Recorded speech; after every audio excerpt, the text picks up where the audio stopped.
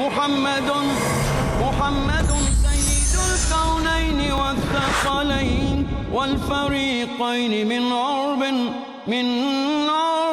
ومن عجم هو الحبيب الذي ترجى شفاعته هو الحبيب. السلام علیکم ورحمۃ اللہ وبرکاتہ.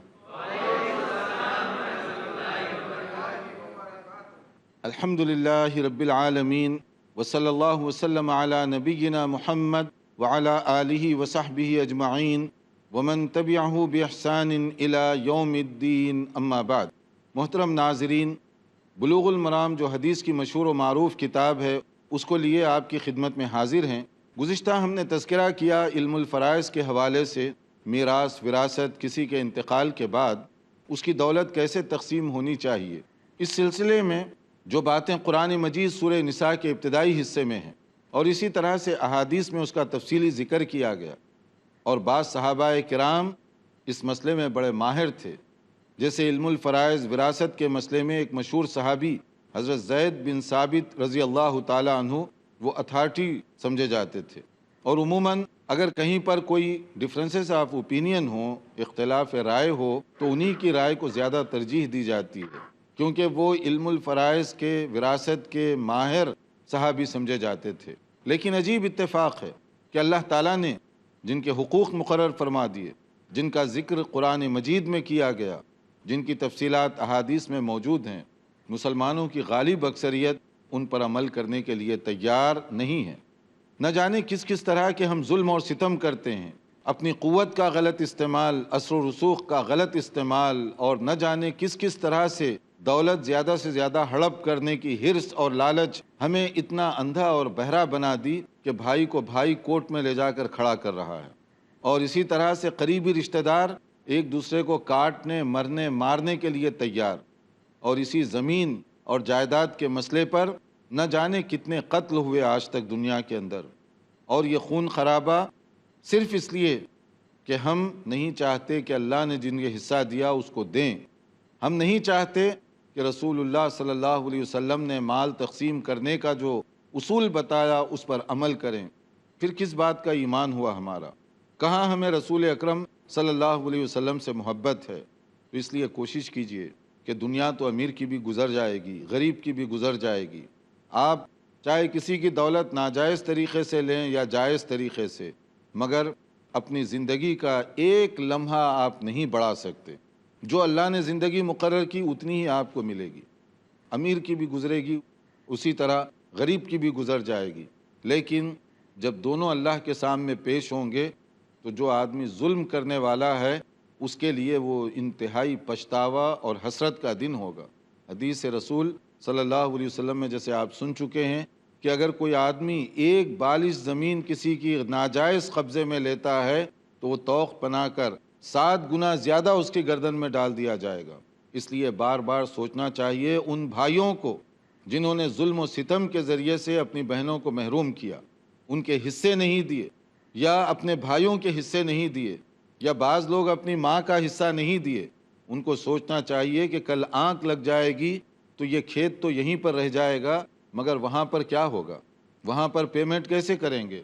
وہاں پر آپ کی نیکیاں لے کر اس کو دے دی جائیں گی، جبکہ نفسی نفسی کا عالم ہوگا. اس لیے جو اللہ نے جس کا حصہ مقرر کیا، بن مانگے کہ اس کو وہ حصہ ملنا چاہیے.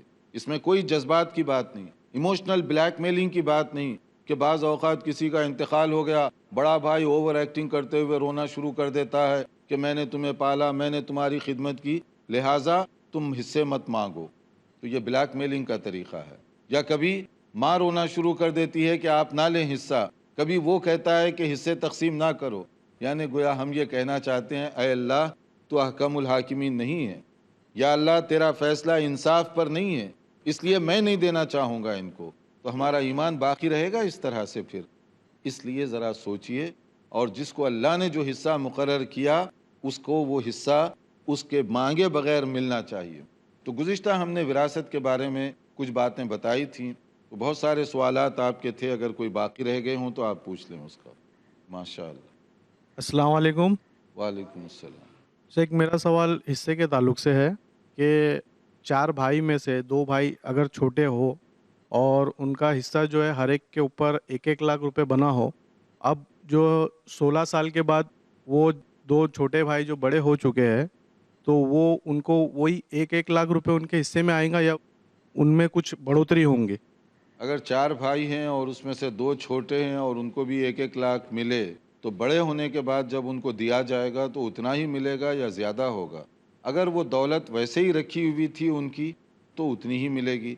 लेकिन अगर आपने उसको इन्वेस्टमेंट में डाला और उससे तिजारत की और उससे कोई बेनिफिट मिला, तो उसी हिसाब से उनकी रकम में इजाफा होता जाएगा। और इसमें जो रिकमेंडेड चीज़ है वो ये है कि आप वैसे ही रखें नहीं, ताकि वो ज़कात देना पड़ेगा हर साल और उसी में उसकी रकम खर्च होती जाएगी। तो उसका सही तरीक़ा ये होगा कि आप उसको प्रॉपर इन्वेस्टमेंट में डालें, नेक नीयती के साथ, और जो आदमी मेहनत करेगा वो उसका अपना हिस्सा या बेनिफिट का शेयर अपना ले सकता है। वो जैसे बिज़नेस के आम उसूल हैं, जो बड़ा भाई मेहनत करेगा, तिजारत करेगा, अपना नफ़ा रखे लेकिन उनको भी जायज़ नफ़ा दे, तो इस तरह से उसकी दौलत भी बढ़ेगी, काम करने वाले को भी फ़ायदा होगा, और इसमें जो है वो दौलत के कट होने का ख़तरा वो भी बाकी नहीं रहेगा। जी। अस्सलाम वालेकुम शेख। वालेकुम एक आदमी है और उसके 2 बेटे हैं और एक बेटा मेंटल है, तो उसमें विरासत कैसे तकसीम की जाएगी? देखिए, हमने जैसे कहा है कि अगर 2 भाई हैं उसमें से एक मेंटल है और एक तंदुरुस्त है, तो विरासत कैसे तकसीम होगी? दोनों भाइयों को हिस्सा तो बराबर का मिलेगा, लेकिन जो भाई ज़हनी तौर पर कमज़ोर है, आप उसके हाथ में पैसा देने के बजाय या तो उसका पैसा किसी तिजारत में डालिए, या दूसरा भाई जो अमानतदार अगर है तो वो उसके पैसे की हिफाजत करे और हस्बे ज़रूरत उसमें से उसको देता रहे। क्योंकि जैसे आप कुरान मजीद पढ़ेंगे तो उसमें ही आपको मिल जाएगा कि अगर वो बच्चे हैं छोटे या ज़हनी तौर पर फिट नहीं है, मिच्योर नहीं है, तो उनको अगर पैसा दे दिया जाएगा तो उसका नुकसान हो जाएगा, उनको फ़ायदा नहीं होगा। ऐसी सूरत में उनको उस वक्त पैसा नहीं दिया जाएगा, उनका हिस्सा तो मुकर्रर हो गया। अब उसको आप या तो तिजारत में डालिए या किसी और महफूज तरीक़े से उसको रखिए। जैसे ज़्यादा मनी है तो उनके नाम पर कोई प्लाट ख़रीद लीजिए, कोई घर ख़रीद लीजिए, अगर आप बिज़नेस नहीं करना चाहते, ताकि वो घर उसके नाम पर महफूज हो, और जब बड़ा हो जाए तो वो घर उसको दे दीजिए। अब उसकी मर्ज़ी है वो घर रखता है या उसको सेल करके कुछ और ख़रीदता है, उस तरह से करें। तो जो इस तरह ज़हनी तौर पर माजूर है, अच्छे भाई जो हैं वो उसकी जो है मदद करने की कोशिश करें। आप हेलो, अस्सलाम वालेकुम। वालेकुम शेख, सलाम। मैयत के वारसीन में अगर उसकी बीवी है और एक लड़का है, तो उसने छोड़े हुए हिस्से में कैसी तकसीम की जाएंगी? मय्यत के वारिसीन में अगर बीवी है, उसका लड़का है, तो मैंने जैसे कहा कि मोटी मोटी तकसीम मैंने बताई आपको, ABC उसमें देख लिया जाएगा। तो इसीलिए जितने भी करीबी रिश्तेदार होंगे उनसे पूछा जाएगा कि ये फ़लाँ फ़लाँ रिश्तेदार हैं, किसको कितना मिलता है, क्योंकि हम यहाँ एग्जैक्टली फ़िगर तो नहीं बता सकते जब तक कि हमें मुकम्मल रिश्तेदार जो हकदार हो सकते हैं उनकी लिस्ट मालूम ना हो। अगर कोई आदमी का इंतकाल हो गया, उसकी औलाद भी है, उसकी बीवी भी है, तो बीवी को 8वां हिस्सा मिलेगा।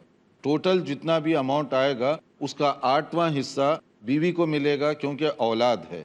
और औलाद में भी देखा जाएगा कि बेटे कितने हैं और बेटियां कितनी हैं, उसी हिसाब से फिर उनके यूनिट्स बनते जाएंगे इंशाअल्लाह। जी। अस्सलाम वालेकुम शेख।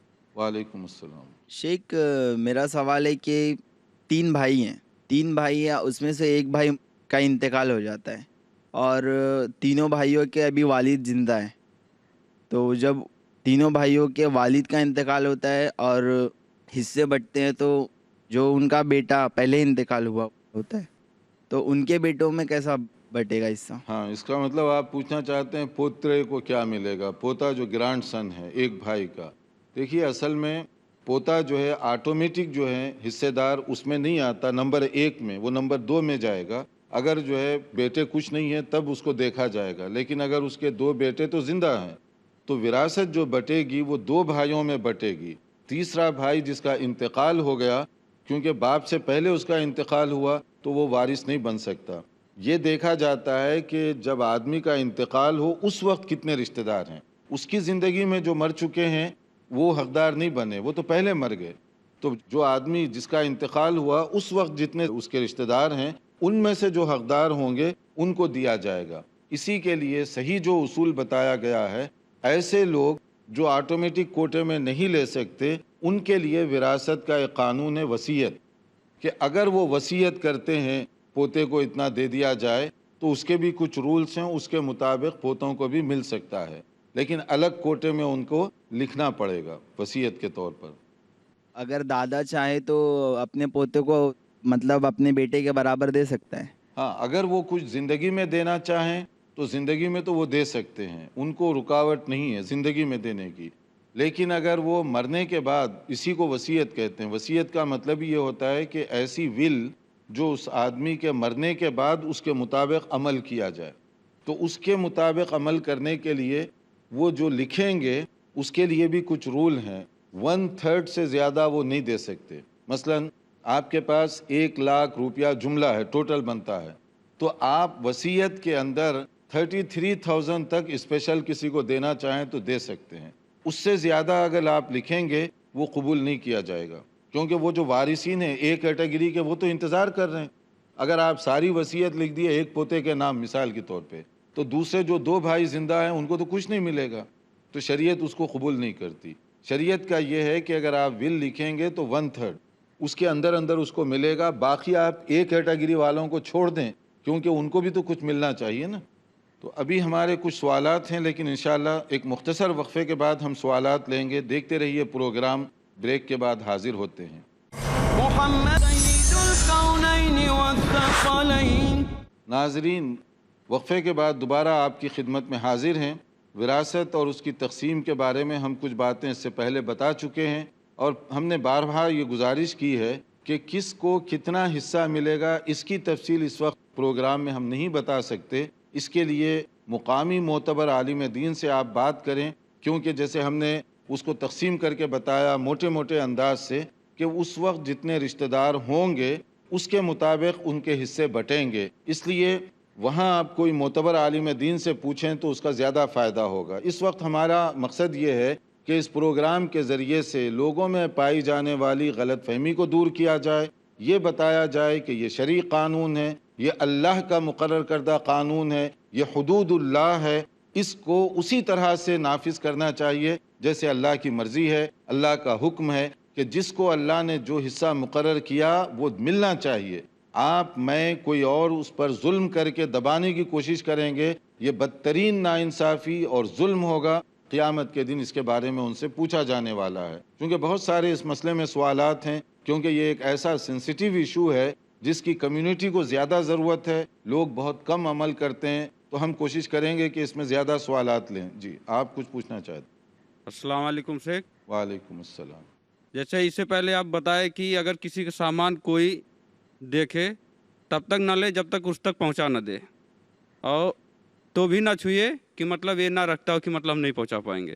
جیسے کسی کی بکری آئی میرے پاس، وہ اس کو میں رکھ لیا، اور سال بھر کے بعد وہ میری ہو جائے گی، اور 2 مہینے کے بعد وہ ہمارے ہی گھر پر گابھن ہو گئی، پھر 4 مہینہ 5 مہینہ کے بعد وہ بچہ دے دی، پھر 11ویں مہینے میں وہ وارث دار اس کا آ گیا اور بولا کہ یہ میری بکری ہے، اور جب کہ گابھن ہوئی میرے گھر پر، بچہ اس کو پالا پوسا، بچہ میرے گھر پر ہوا، تو اس کی بکری کے ساتھ بچہ بھی دے دیں گے یا صرف بکری دے دیں گے؟ اور دوسرا سوال کہ ایک عورت ہے، اس سے ناجائز سمبند بنا کر کے اولاد پیدا ہوا، پھر اس سے نکاح کر لیا، 2-3 بچے اور ہوئے، تو وراثت میں حصے داری مطلب کیسے ان لوگ کی بٹوارہ ہوگی؟ اور اگر ناجائز اولاد ہے تو اس کو بھی برابر ملے گا یا نہیں ملے گا؟ اگر نہیں ملے گا تو پھر گناہگار کون ہے؟ دیکھیے، اس میں جو پہلا سوال آپ بہت تاخیر سے سوال کر رہے ہیں، لقطہ یعنی گری پڑی چیز کو اٹھانے کا اس سے پہلے کے لیکچر میں ہم نے تفصیل سے ذکر کیا ہے، لیکن آپ نے پوچھا ہے کہ وہ بکری کے بارے میں۔ اگر بکری کی آپ نے حفاظت کی اور اس کو چارہ بھی ڈالا تو اس کے آپ حقدار ہیں کہ اس کا دودھ بھی پیتے رہیں، اس سے فائدہ بھی اٹھاتے رہیں، اور جب وہ آدمی آئے تو بکری اور اس کے جو بچے ہیں، اب اس آنے والے کو بھی چاہیے کہ جو آپ نے محنت مزدوری کی اور اس کے ساتھ اتنا سب کچھ کیا، تو آپ کا بھی وہ خیال رکھے۔ بکری کا تو مالک وہی ہوگا، لیکن یہ ہے کہ آپ کا خیال رکھنا بھی اس کے لیے ضروری ہے۔ جیسے اگر آپ اس کا اعلان کرنے کے لیے اخبار میں دیتے ہیں تو اخبار والے پیسوں کے بغیر تو خبر چھاپیں گے نہیں، جب پیسے دیں گے تو کون خرچ کرے گا اس کا؟ وہ اسی کے اماؤنٹ سے نکالیں گے پیسے۔ کیونکہ اس کے لیے آپ نے یہ محنت کی ہے، اس لیے دونوں کی یہ اخلاقی بات بن گئی. بکری اس کو دے دیں، مگر یہ ہے کہ آپ اس سے اپنا جو بھی خرچ ہوا ہے پورا وصول کر لیں. وہ چاہے ایک بچے کی شکل میں ملے، 2 کی شکل میں ملے، اخراجات لینے کے آپ کو حق ملتا ہے. دوسرا جو آپ نے سوال کیا، یہ بڑا سیریس مسئلہ ہے. اللہ تعالیٰ محفوظ رکھے. اگر اس طرح کی کوئی، جس کو ہم کہتے ہیں ناجائز اولاد، حرام بچے وغیرہ وغیرہ، وہ لوگ وارث نہیں بنتے. نسب اس کی ذریعے سے ثابت نہیں ہوتا. نسب ثابت ہوتا ہے عقد صحیح کے ذریعے سے. اگر عقد صحیح نہ ہوا ہو تو باپ وہ نہیں بنے گا، باپ کی طرف اس کی نسبت نہیں لگائی جائے گی. باپ اسی وقت بنے گا جب عقد صحیح ان کے درمیان ہوا ہوگا. پھر گناہگار کون ہوگا اس سے؟ گناہگار تو نیت کے مطابق ہے کہ گناہ کے مسئلے میں جس نے یہ بری حرکت کی، ظاہر ہے اسلامی طور پر تو اس کی سخت سزا بھی رکھی گئی. اسی طرح سے ماں یا وہ عورت جس نے یہ غلط حرکت کی، گناہ کا کام کیا، وہ بھی گناہ گار ہوں گے. دونوں گناہ گار ہیں اس کے اندر. وہ آدمی جس نے یہ برائی کی حرکت کی، وہ عورت جس کی وجہ سے یہ حرکت ہوئی، دونوں سخت گناہ گار ہیں. اسی لیے زنا کی سزا اسلام میں دونوں کو رکھی گئی، مرد کے لیے بھی ہے، عورت کے لیے بھی ہے. البتہ بچہ گناہ گار نہیں ہے. بچہ تو معصوم ہے، اس کا کیا قصور ہے؟ غلطی تو بڑوں کی ہے. تو بچے کو گناہ گار نہیں کہا جائے گا، کیونکہ بچہ تو ان کے جو بھی غلطیاں ہوئی اس کا نتیجہ ہے، اس لیے اس کو آپ کچھ نہیں کہہ سکتے. اس کا پھر بھی وہ جائیداد سے بھی تو دخل ہو رہا ہے. کیونکہ وہ آپ کا حقیقی بیٹے کے طور پہ نہیں ہوگا، کیونکہ اس کے ساتھ نسب نہیں بنتا آپ کا. کہ نسب اس لیے کہ جو عقد صحیح ہوا وہی نسب بنے گا، اور اگر وہ عقد صحیح نہیں ہوا تو اس کے ساتھ نسب اور نسب سے متعلق جو دوسری چیزیں ہیں وہ صحیح نہیں ہوتی. اس کے پر یہ گناہ تو ہوا کہ مطلب ہم اپنی وراثت میں سے کچھ نہیں دے سکتے ہیں، تو یہ تو اس کے پر ہم تو گناہ بھی کر رہے ہیں، یا اس کو مطلب ہم ستا رہے ہیں، کچھ نہیں دے رہے ہیں. نہیں، ان کو دینے کے لیے جیسے ہم نے پہلے ہی بتایا ہے کہ اگر ایسے لوگ جن کو آٹومیٹک نہیں ملتا تو آپ وصیت کر سکتے ہیں. وصیت آپ کسی کے لیے بھی کر سکتے ہیں. وصیت کا قانون اسی لیے رکھا ہوا ہے کہ جو آٹومیٹک کوٹے میں نہیں آئے گا اس کو آپ دینا چاہتے ہیں تو لکھ دیں پہلے سے ہی. آپ بتا دیں کہ فلاں کو اتنا حصہ دیا جائے. فرمائیے. السلام علیکم سر. وعلیکم السلام. آپ نے اپنے اسپیچ میں بولے کہ ہر بھائی کا حصہ برابر ہونا چاہیے. ابھی میرا ایک سوال ہے کہ ایک باپ تھا، مطلب وہ انتقال کر گئے، اور ان کے ایک بزنس تھا اور ایک گھر تھا، اور ان کے 3-4 بیٹا تھا. ابھی 3-4 جتنے بھی بیٹا تھا سب اسٹیبلش ہے، 1-2-3 نوکری کرتے ہیں، ایک بزنس کرتے ہیں.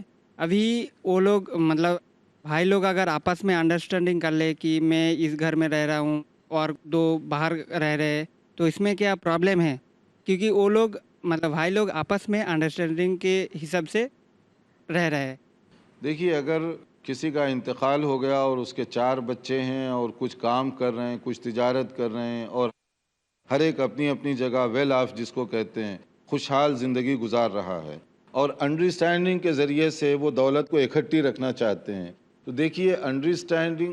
میرا کہنے کا مطلب یہ تھا کہ وہ بھائی لوگ اپنے انڈرسٹینڈنگ کے حساب سے کوئی پورا گھر لے لیتے ہیں، کوئی ایک بزنس لے لیتے ہیں، کوئی بولتے ہیں کہ میں اپنے الگ جگہ میں گھر بنا لیا بس. تو کسی کی حصہ زیادہ ہو گیا، کسی کی حصہ کم ہو گیا، لیکن اپنے حساب سے وہ لوگ خوش ہے. تو کیا یہ جائز ہے؟ ہاں، اگر بھائی 4 ہیں اور وہ اپنی اپنی انڈرسٹینڈنگ سے ایک حصہ لے لیے، کسی کا کم کسی کا زیادہ، لیکن یہ کہ آپس میں ان کا ایک سمجھوتا ہو گیا اور ان کو کوئی جھگڑا اختلاف نہیں ہے، بظاہر اس میں کوئی خرابی نہیں ہے، کیونکہ 4 ہی حصے دار ہیں مثلاً، اور 4 آدمی اپنی اپنی سہولت سے تقسیم کر رہے ہیں. وہ کہتا ہے کہ یہ گھر مجھے زیادہ پسند ہے، میں یہ لے لوں گا، بس یہی کافی ہے میرے لیے. دوسرا کہتا ہے کہ بزنس مجھے کافی ہے اور میں دوسرا نہیں مانگوں گا، اس میں میں خوش ہوں. تیسرا زمین لے لیتا ہے، چوتھا باغ لے لیتا ہے. اگر حصے ڈالے جائیں یا اس کا اماؤنٹ بنایا جائے تو کوئی کم ہوگا کوئی زیادہ ہوگا، لیکن آپس میں سمجھوتے کے تحت کیا جائے تو یہ درست ہے، اس میں کوئی زیادتی کی بات نہیں ہے. لیکن پریکٹیکلی جو ہے اس کی وجہ سے کچھ خرابیاں پیدا ہونے کا امکان ہے.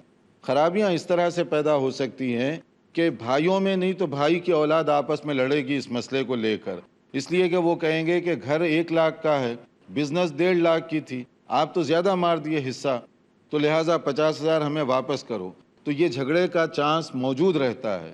اور کبھی یہ بھی ہو سکتا ہے کہ 4 بھائیوں میں بظاہر دیکھنے میں تو وہ کہتے ہیں ہم خوش ہیں، ٹھیک ہے مجھے گھر مل گیا، مجھے بزنس مل گئی، لیکن ہو سکتا ہے کہ دل سے خوش نہ ہوں وہ، اس لیے کہ ایک بھائی جس کو بزنس 1.5 لاکھ کی مل گئی اور جس کو 1 لاکھ کا گھر ملا، وہ دونوں اس طرح دل سے خوش نہیں ہوں گے.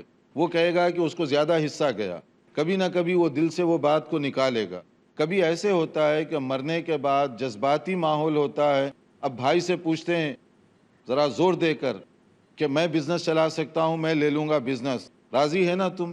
اب وہ ڈرتا ہے، وہ کہے گا کہ ناراض ہوں تو پھر لڑائی ہوگی، اس لیے وہ کہتا ہے اچھا ٹھیک ہے تم گھر لے لو. وہ کہتا ہے اچھا ٹھیک ہے، حالانکہ یہ انصاف کے خلاف ہوگا، کیونکہ 1.5 لاکھ کی بزنس آپ لے رہے ہیں اور 1 لاکھ کا اس کو دے رہے ہیں، لیکن اس زور سے بولتے ہیں کہ وہ اختلاف نہیں کرتا. دیکھنے میں ہنسی خوشی کا لگتا ہے لیکن دل میں یہ مسئلہ رہتا ہے.